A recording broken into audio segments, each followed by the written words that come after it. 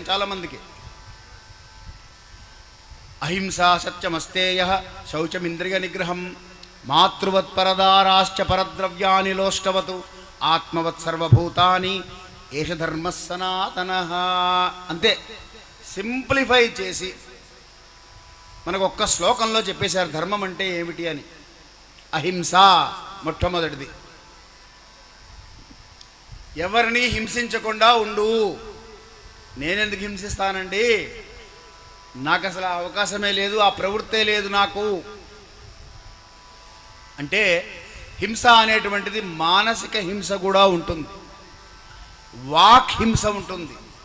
వాక్కు ద్వారా అవతల వాళ్ళని హింసించటం, పరుషంగా మాట్లాడడం.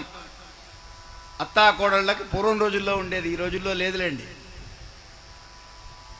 కాబట్టి ఈ వాక్ హింస కూడా చేయకుండా ఉండగలగాలి.